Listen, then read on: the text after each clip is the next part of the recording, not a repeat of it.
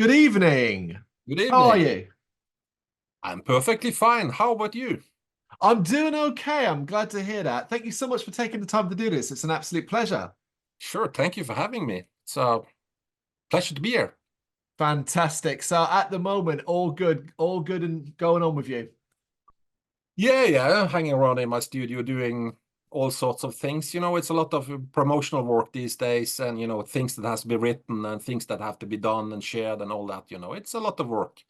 But it's cool work though. It's kind of very rewarding work because we get so much good feedback and all that. So I'm privileged.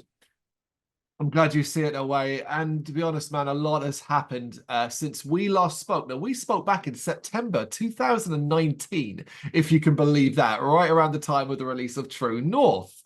Um, if you can, and sum it up for me, the past 4 to 5 years, what they've been like for Borknagar as a whole.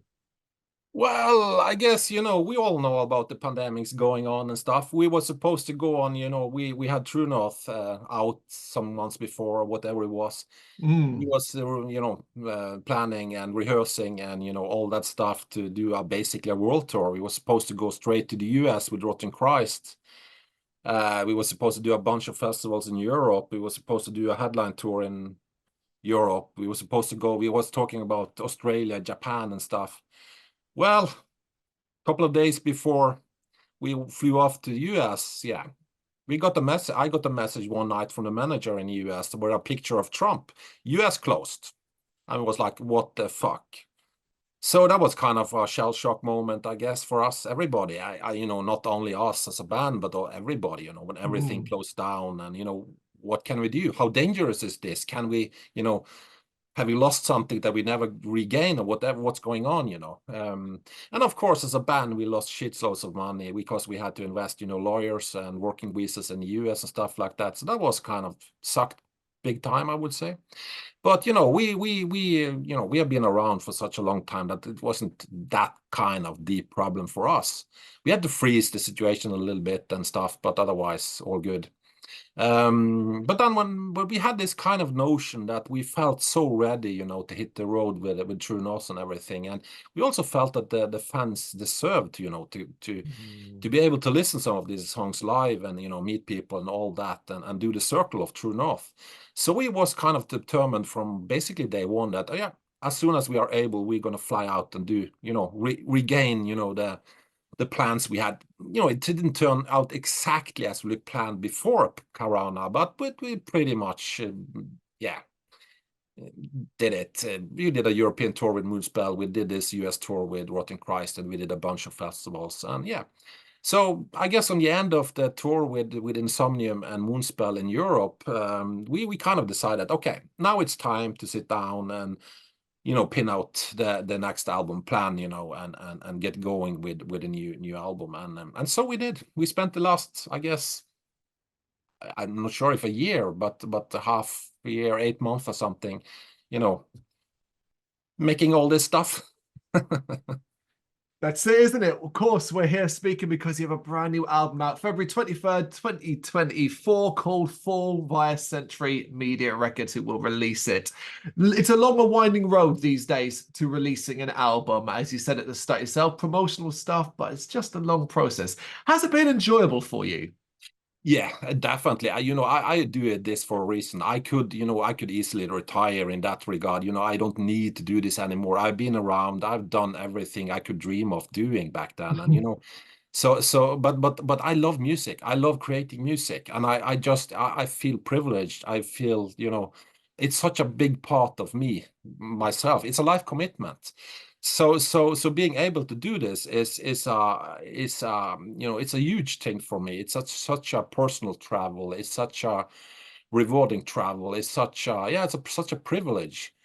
But of course, it's draining. I'm not 20 years anymore. It's a lot of work. There is a lot of sacrifice. I haven't had any spare time or any free time or any social life basically the last half year. Like seriously, I Hmm. haven't had drinking one single beer for for ages, or even being social. So that is the flip side of it, maybe, or the dark side of it. But you know, when I'm sitting here and we actually have a physical copies and the album is about to fly out in the world, it's like it's the best feeling in the world, I guess, you know, Yeah. except for, you know, my kids and my wife, of course. But you know, it's a fantastic thing to be able to do. I mean, this is my life. This is what I do, you know. It's pretty crazy, I would say. So yeah, I'm a happy boy. Well, aside from actually making the record a reality, because obviously that is the most important thing, but what else has been the most fun and creatively interesting thing for you to do during this build to the release?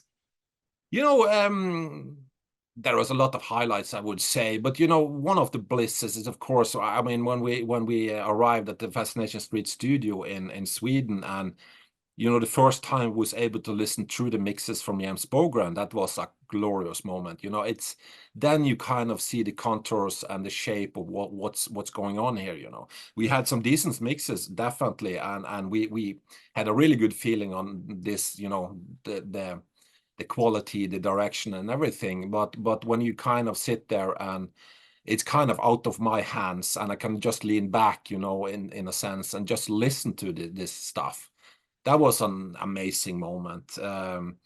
But also, I would say also, you know, we got the chance to work with Elron Cantor on the cover, and you know, the dynamic process we had with him was also amazing, Mm. mind-blowing actually to me, because I was talking with him 3 hours one evening, I guess, 1 month before the deadline, and we had a little bit of short of time because it was a kind of coincidence that he got involved.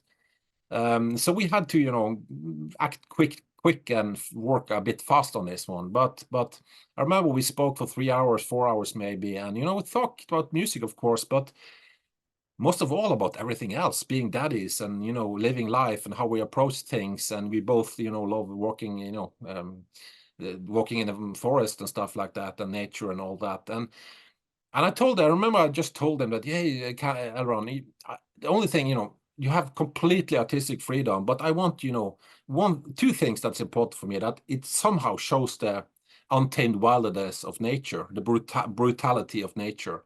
And the other thing I want the cover to show is kind of a human element. I don't want a human body. I don't want a face. I don't want a, you know, hand or anything like that. But I want the notion of a human presence Mm. of something, long gone presence, even maybe. That's all. And we didn't talk for 1 month, I guess. And when I got the, you know, the cover back, it just blew my head off, because he hit the target so damn good.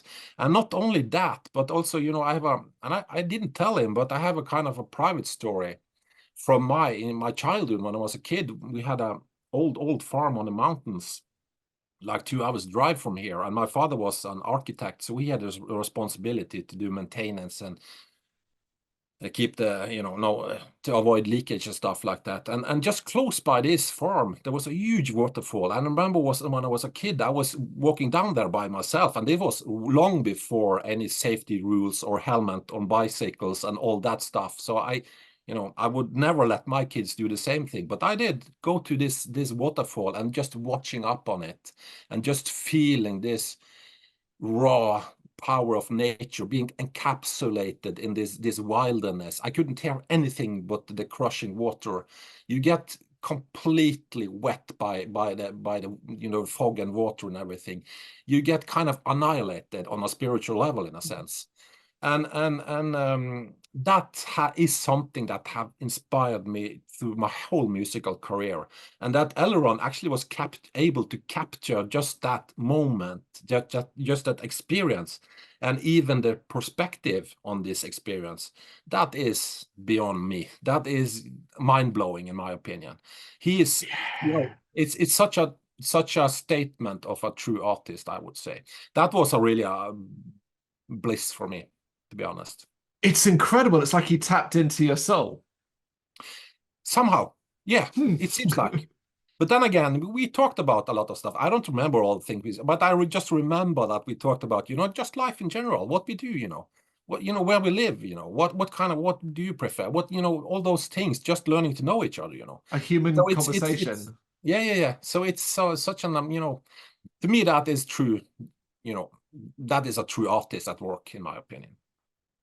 It's amazing, really is. Do you feel as though there's a ton of anticipation around the album now? Because the singles been well received, people have been really, really positive so far. Oh yeah, has been so positive, and it's it's almost a bit too much sometimes. I was like, wow, that's damn what I'm supposed to say to all this. It's fantastic, it's brilliant, it's amazing. That being said, I've done this for such a long time. I don't really feel the pressure anymore. I, Mm. you know, I the whole thing about creating music to me is such an personal thing that I lock the door. I keep everybody away when I write songs. Nobody is, even not central media bother to bug me when I'm in writing mode. I tell them, keep away. I'm not interested in anything when I'm writing. So when I'm writing music, it's just me, my guitar, and my studio. That's it. And I leave all kind of pressure or commercial interest or whatever it's out, and leave it there. So I guess that maybe that has something with maturity to do. I hope, or I think maybe that I don't. I've done this for such a long time. I'm pushing for 49 now actually, and been around for a while, so I can kind of relax more on all this buzz, if you get my point, and I can focus more on being creative and actually doing stuff I'm supposed to do. Do you ever let any of the noise in, though, to a certain degree? Because obviously, you said you've been doing this a while. This is the 12th album, your Borknagar. There's expectations almost that come with a new release. Mm. It's very difficult to keep all of that noise out. So do you ever have moments where you let it in? Oh yeah, I mean, yeah, definitely. I When I walk out the studio, I'm in back in the world again, and of course, as everybody else, I'm inspired by whatever wars in Europe, of course, and things going on, climate crisis and whatnot, the wars in Palestine and Israel and all. Of course, those things, maybe not inspire is the right word to putting it, because it doesn't really inspire me directly, because my music should be beyond and above all that. My music should be universal. My music Mm. should be nameless. It should be impossible to categorize, in a sense, put words on it. But of course, I mean, I'm a world citizen. I'm part of this world. I worry about the future for my kids. I don't care about myself anymore, because if I have 20 more years, I'm fine. But my kids are supposed to live for pretty much more than me, and probably maybe their kids again. And that is something that, yeah, I must admit, sometimes makes me sleepless at times, and worries me a little bit. And of course, that makes an impact on the music, definitely. Mm. How do you get that balance right, though? So, you are getting that noise, you are getting those worries and those concerns, balancing that with what you know in your heart the music should be. Very good question, and I'm not sure if I can get you a very good answer to it, but I kind of have my routine. I try to, um, I don't know, to be honest. Mm. I have a routine in a sense. I sit in my studio and I kind of encapsulate myself in my own bubble. And I mean, some people, they do yoga and to find peace in mind, and people do whatever they do to find peace in mind. When I do music, when I create music, when I'm sitting in front of my studio with my guitar, I'm at peace.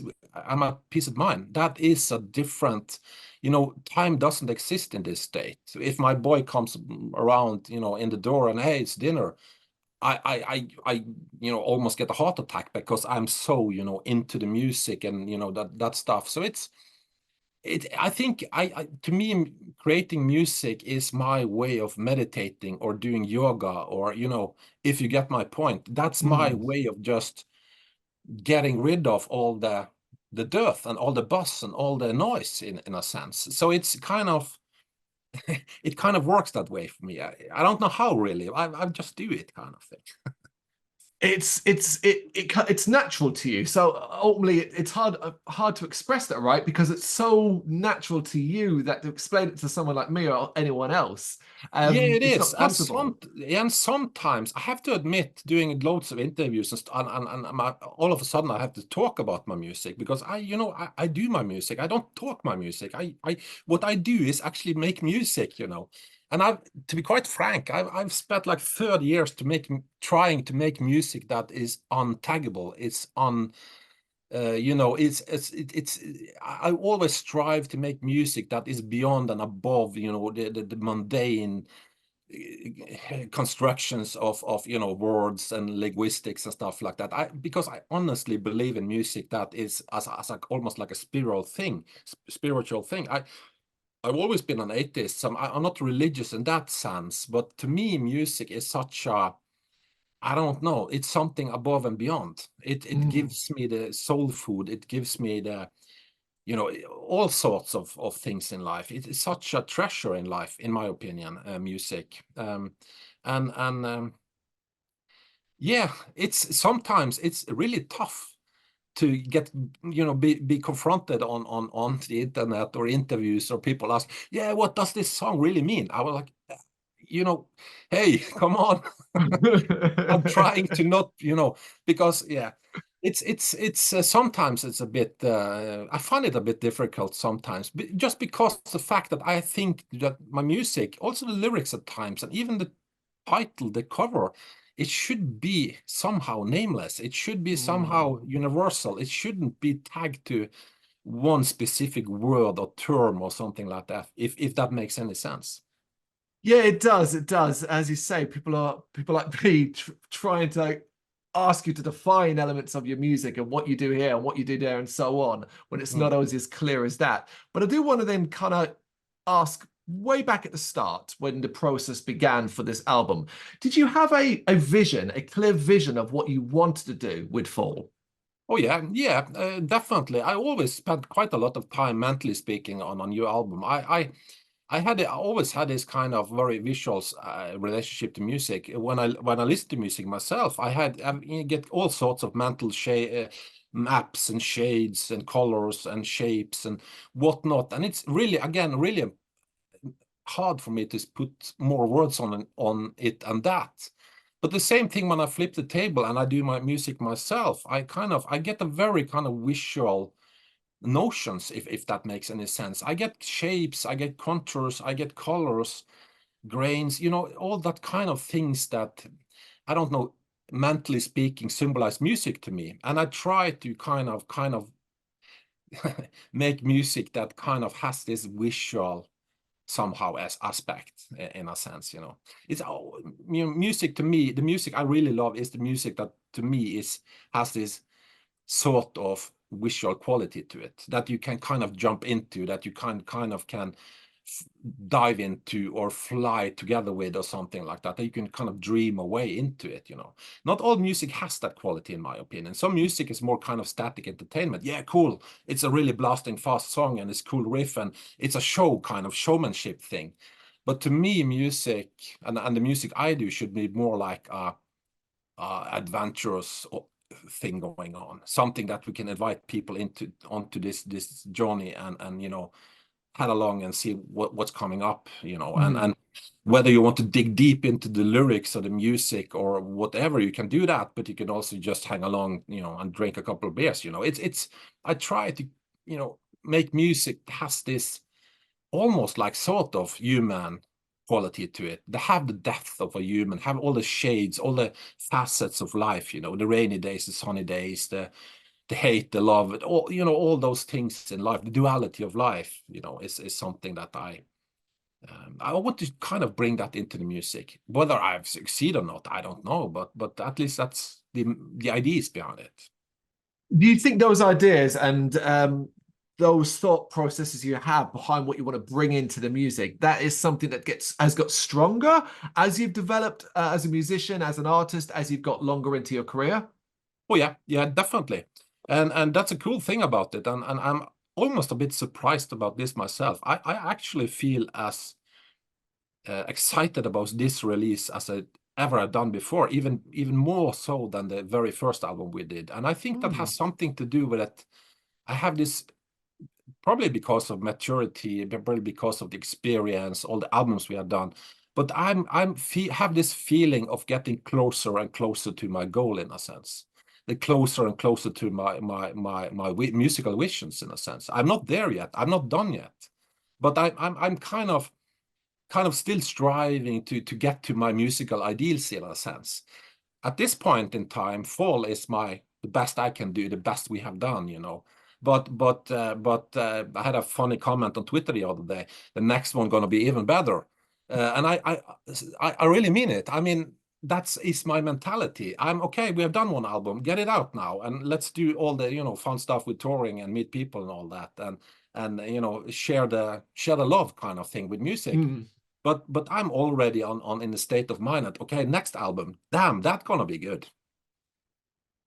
It seems like an impossible goal to a certain degree, because the idea is you're always going to be hopefully learning new things and improving as an artist and discovering new ideas and ways to be creative. Do you ever want to reach that goal, or would you prefer it always to just be out of reach? Yeah, I think, you know, I think the day, yeah, it's a very good question, actually. A very good question.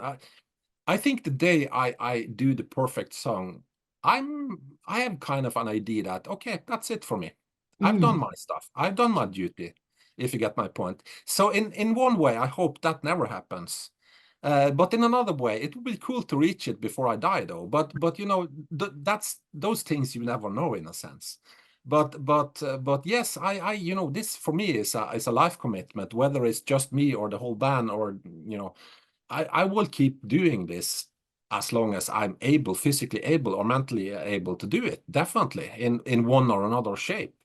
So to me, this is a really profound thing, and to me also this is first and foremost and passion and life commitment, more than, you know, commercial, a career, being an artist, whatever, you know, rock star or whatever you want to name it. It's for me, it's first and foremost, you know, this amazing privilege I have to be able to, you know, do this music, and I, you know, the excitement about it, the feeling of being creative and create something, you know, and share it with the world. Of course, it's an extremely powerful feeling, and that's something that I'm probably addicted to it. I'm probably, you know, it's like a drug. I just have to keep doing it. But it's an addiction you're not particularly looking to break. No, I don't. It's a good habit, I would say. Yeah. Why not? Focusing then on Fall in its entirety, the entire record creation process, did you have any moments that were particularly challenging for you to handle? Oh yeah, oh yeah. We always have. I mean, that's something we are quite honest about. You know, it's a lot of work. Mm. It's demands a lot from each and everybody involved in the band, and I also have quite high demands. You know, you know, it doesn't.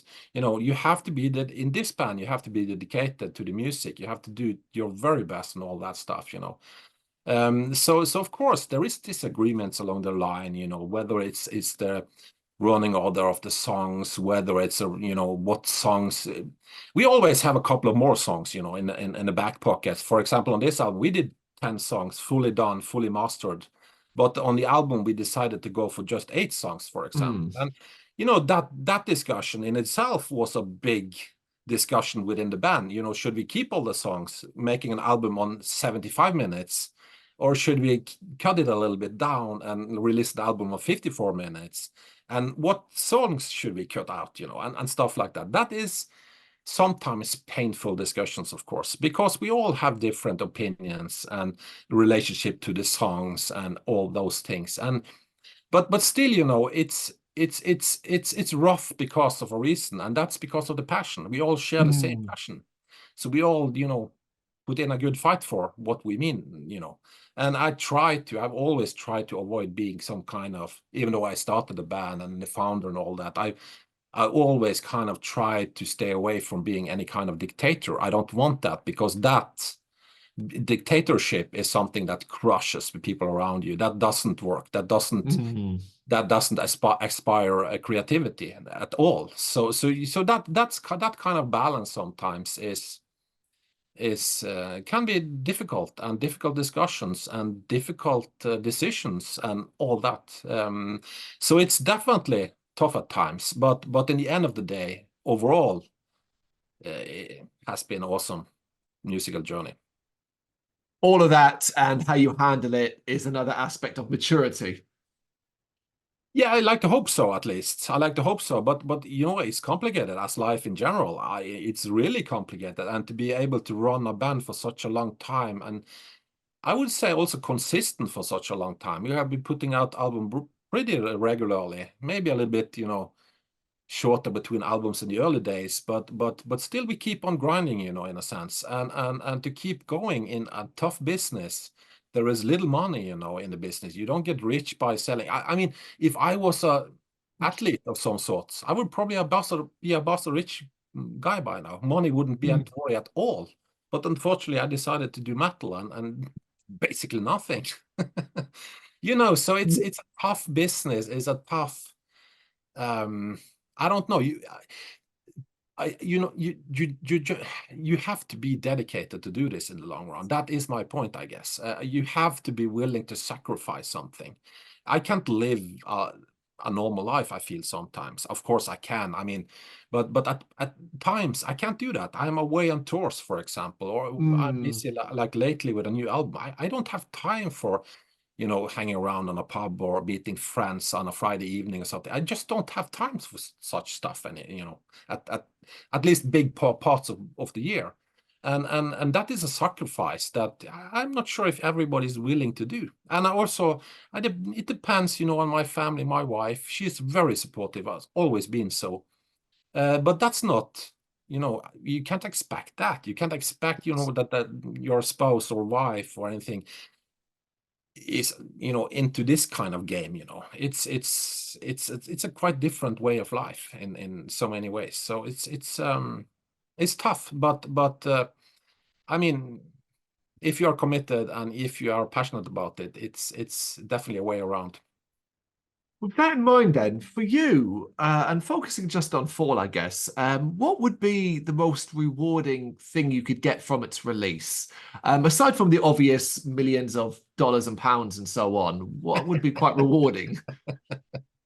Yeah, millions of dollars. Yeah, that would be cool.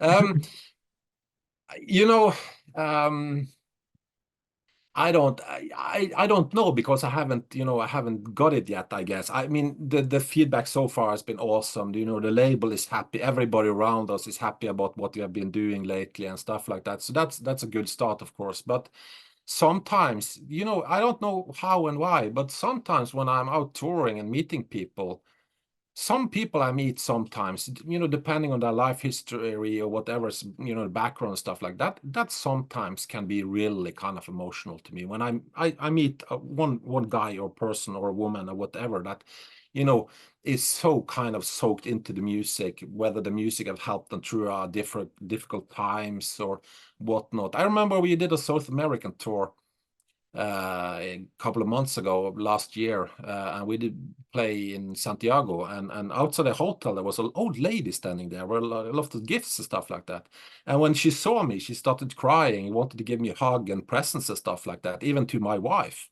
And she told me her story, and I was like, wow, she was traveling all the way from, spent all of her money and blah, you know, stuff like that. Very personal testimony in a sense, you know. Hmm. That really gets into my, you know, that is something that does something to me, that, you know, I don't know, because I think, you know, fundamentally music is, you know, we have all the, you know, record companies, Spotify, we have all the business around it, we have all the buses, we have all the equipment, the stages, a lot of people.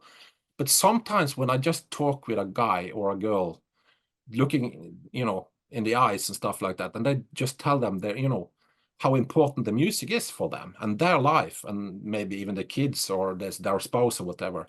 That is something that hits me really, really hard, because it's a, you know, such a basic level. Because I think fundamentally music is about dialogue between human beings, Hmm. and that is the most simple, you know,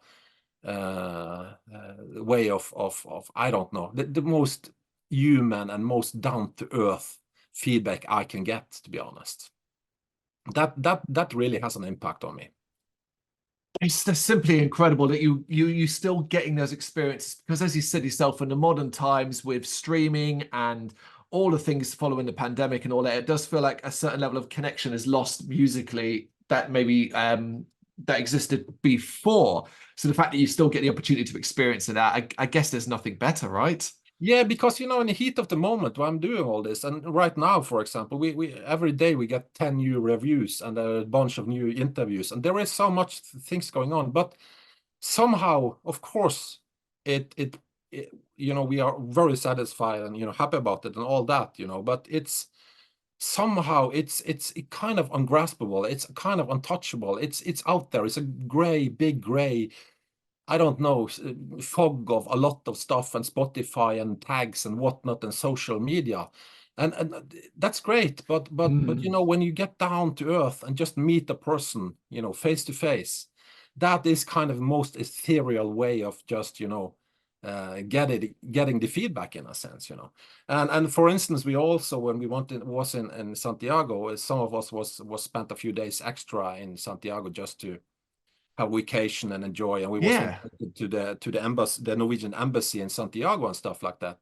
But we was also, you know, invited to a kind of a fan meeting outside in the outskirts of Santiago, and there were two chefs standing there on a farm, had been, you know, barbecuing a calf and a sheep for since 6 in the morning.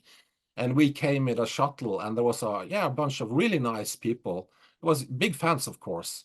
They was welcoming us into their house, to their farm, and we was just hanging around there getting the most delicious food, and they're kind of showing their kind of the private, you know, house. I use that toilet, for example. It's you know, those things is that really does something to me. That really makes me, okay, you know, I can't stop doing this. I just have to do it because, you know, all this it's too great to just, you know, I can't, you know, I can't go away from this. Why would you want to when you're getting these kind of memories stilled at this point? And of course, the hope is you're going to make more and more with the rest of 2024 into 2025, basically bringing Borknagar far and wide as possible again. Yeah, let's see how we have some plans. You know, 24 is pretty packed for us. We will do a bunch of festivals, I guess, and then we Yeah. have a quite big European tour in the pipeline. It's hopefully be announced quite soon, with a quite famous band, we friends of us and stuff. Cool. And next year we hopefully going back to the US and maybe South America, Latin America. So we will try to get back out there and play some songs and have some good times and meet people and all that. And what songs you have to play? Fall is out on the 23rd of February, and it is, dare I say, personal opinion, and one of the best releases you've done. You talked earlier on about hopefully never reaching the stage, obviously, where you write the perfect song. Dare I just say, I want to add this. Northwood might be as close as you've got on a personal opinion. Northwood. Awesome. I mean, yeah, that one is one of my favorites as well. And I spent yeah, that was a nutcracker, but it took a little bit longer than I usually do on songs, but yeah, it worked out in the end. There it is. Øystein, thank you so much for taking the time to do this. I really appreciate your time. Thank you for having me. Thank you so much for the nice talk and everything. Thank you. Thank you very much for watching. If you'd like to see more content like this, please consider hitting the subscribe button. It is gratefully appreciated. You can find us over at gbhbl.com, our full website where reviews, news and so much more goes up daily. We're also on all social media platforms, Facebook, Instagram, Twitter, Threads, at GBHBL. Just search for GBHBL and you will find us out there. We also have merchandise on sale. You can access the shop via the website.